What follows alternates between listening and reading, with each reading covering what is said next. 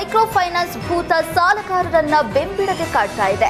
ಹಾವೇರಿ, ದಾವಣಗೆರೆ, ಮೈಸೂರು ಸೇರಿ ಹಲವೆಡೆ ಕಿರುಕುಳಕ್ಕೆ ಜನ ರೋಸಿ ಹೋಗಿದ್ದಾರೆ. ಸುವರ್ಣ ನ್ಯೂಸ್ ವರದಿ ಬಳಿಕ ಸರ್ಕಾರ ಎಚ್ಚೆತ್ತುಕೊಂಡಿದ್ದು ಫೈನಾನ್ಸ್ ಕಾಟಕ್ಕೆ ಬ್ರೇಕ್ ಹಾಕೋದಕ್ಕೆ ಸಿಎಂ ಸಿದ್ದರಾಮಯ್ಯ ಮುಂದಾಗಿದ್ದಾರೆ.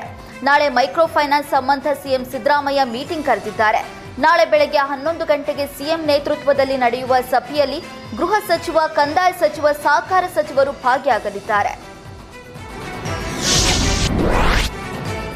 ರಾಜ್ಯಾದ್ಯಂತ ಮೈಕ್ರೋ ಫೈನಾನ್ಸ್ ಕಂಪನಿಗಳ ಕಿರುಕುಳ ಹೆಚ್ಚಾಗ್ತಿದೆ. ಇದರ ನಡುವೆ ಸಾಲಗಾರರ ಕಾಟಕ್ಕೆ ಮಹಿಳೆಯೊಬ್ಬಳು ಕಿಡ್ನಿ ಮಾರಿಕೊಂಡಿರುವುದು ಬೆಳಕಿಗೆ ಬಂದಿದೆ. ಮಾಗಡಿ ಪಟ್ಟಣದ ತಿರುಮಲೆ ಬಡಾವಣೆಯ ಗೀತಾ ಎಂಬ ಮಹಿಳೆ ಸಾಲಗಾರರ ಕಾಟಕ್ಕೆ 2.5 ಲಕ್ಷಕ್ಕೆ ತಮ್ಮ ಕಿಡ್ನಿಯನ್ನೇ ಮಾರಾಟ ಮಾಡಿಕೊಂಡಿದ್ದಾರೆ. 2 ವರ್ಷದ ಹಿಂದೆ ನಡೆದಿದ್ದ ಘಟನೆ ತಡವಾಗಿ ಬೆಳಕಿಗೆ ಬಂದಿದೆ. ಪತಿಗೆ ಅನಾರೋಗ್ಯ ಹಿನ್ನೆಲೆ ಚಿಕಿತ್ಸೆಗಾಗಿ ಗೀತಾ ಎಂಬುವರು ಮೈಕ್ರೋ ಫೈನಾನ್ಸ್ ಹಾಗೂ ಮೀಟರ್ ಬಡ್ಡಿಗೆ ಸಾಲ ಪಡೆದಿದ್ರು. ಸಾಲ ವಾಪಸ್ ನೀಡೋದಕ್ಕೆ ತಡವಾಗಿದ್ದಕ್ಕೆ ಮೀಟರ್ ಬಡ್ಡಿ ದಂಧೆಕೋರರು ಕಿರುಕುಳ ನೀಡ್ತಾ ಇದ್ರಂತೆ. ಸಾಲ ತೀರಿಸಲು ಮನೆಯವರ ಮಕ್ಕಳ ಕಿಡ್ನಿ ಮಾರಾಟಕ್ಕೆ ಒತ್ತಡ ಹಾಕಿದ್ರಂತೆ. ಬಳಿಕ ವಿಧಿ ಇಲ್ಲದೆ ಮಹಿಳೆ ಕಿಡ್ನಿ ಮಾರಿದ್ದಳಂತೆ. ಈ ಸಂಬಂಧ ಮಾಗಡಿ ಪೊಲೀಸ್ ಠಾಣೆಯಲ್ಲಿ ದೂರು ಕೂಡ ದಾಖಲಿಸಿದ್ದಾಳೆ. ಮೈಕ್ರೋ ಫೈನಾನ್ಸ್ ಕಿರುಕುಳ ತಡೆಗೆ ಕಠಿಣ ಕಾನೂನು ಜಾರಿ ಮಾಡೋದಾಗಿ ಗೃಹ ಸಚಿವ ಪರಮೇಶ್ವರ್ ತಿಳಿಸಿದ್ದಾರೆ. ಮೈಕ್ರೋ ಫೈನಾನ್ಸ್ನಿಂದ ತೊಂದರೆ ಆಗ್ತಾ ಇದೆ ಎಂದು ರಾಜ್ಯದಾದ್ಯಂತ ದೂರು ದಾಖಲಾಗಿದೆ.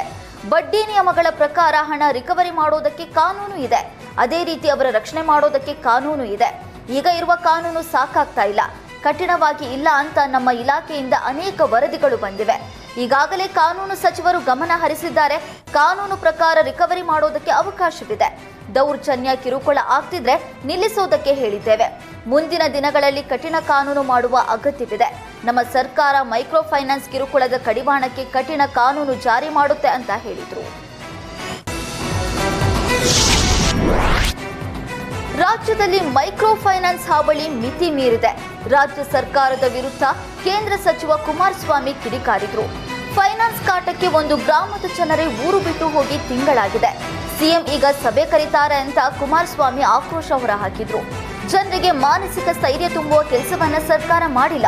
ಇನ್ನು ಫೈನಾನ್ಸ್ ಕಿರುಕುಳದ ಬಗ್ಗೆ ಸರ್ಕಾರ ಏನ್ ಕ್ರಮ ಕೈಗೊಂಡಿದೆ ಎಂದು ಸರ್ಕಾರಕ್ಕೆ ಕುಮಾರಸ್ವಾಮಿ ಪ್ರಶ್ನಿಸಿದ್ರು.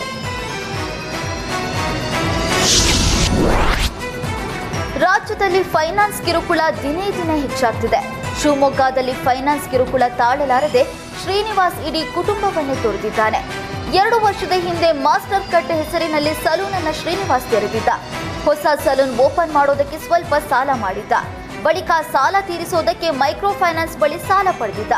ಫೈನಾನ್ಸ್ಗೆ ಬಡ್ಡಿ ದುಡ್ಡು ಕಟ್ಟಿ ಶ್ರೀನಿವಾಸ್ ರೋಸಿ ಹೋಗಿದ್ದ. ಪೊಲೀಸರಿಗೆ ದೂರು ನೀಡಿದ್ರೂ ಏನೂ ಪ್ರಯೋಜನವಾಗದ ಹಿನ್ನೆಲೆ ಇದೀಗ ಶ್ರೀನಿವಾಸ್ ಮನೆ ಬಿಟ್ಟು ಹೋಗಿದ್ದಾನೆ ಎಂದು ಪೋಷಕರು ಕಣ್ಣೀರು ಹಾಕ್ತಿದ್ದಾರೆ.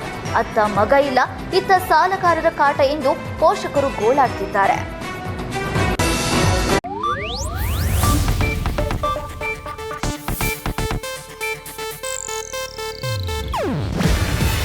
ಇದು ಏಷ್ಯಾನೆಟ್ ನ್ಯೂಸ್ ನೆಟ್ವರ್ಕ್ ಪ್ರಸ್ತುತಿ. ನೀವು ನೋಡ್ತಿದ್ದೀರಾ ಏಷ್ಯಾನೆಟ್ ಸುವರ್ಣ ನ್ಯೂಸ್.